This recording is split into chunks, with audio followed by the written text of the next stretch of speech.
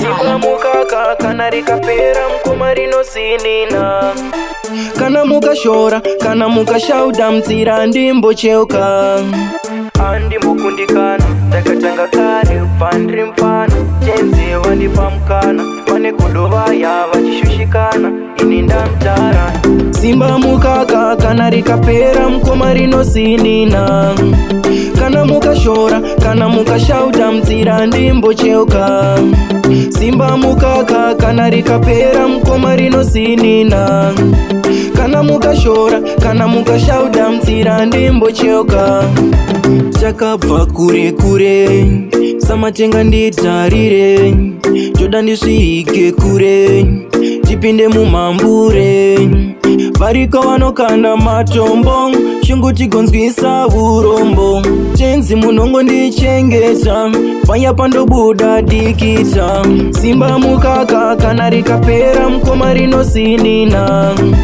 Kana mukashora kana mukashauda mzira ndimbocheuka.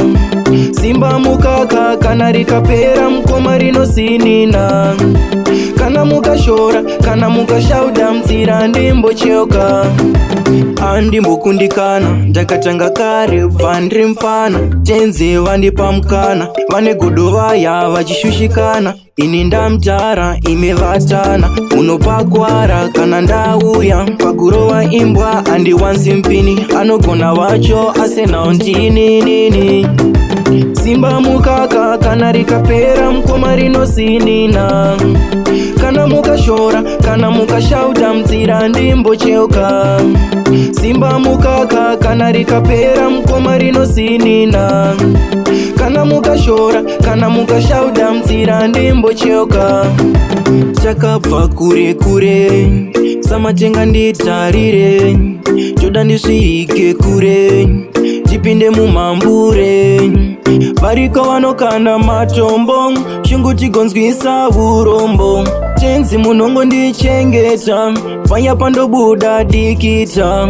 Simba mukaka kana rikapera mkoma rinosinina.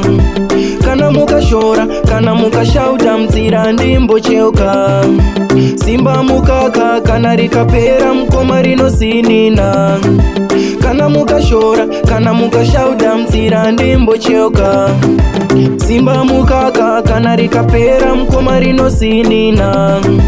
Kana mukashora kana mukashauda mzira ndimbocheuka. Simba mukaka kana rikapera mkoma rinosinina.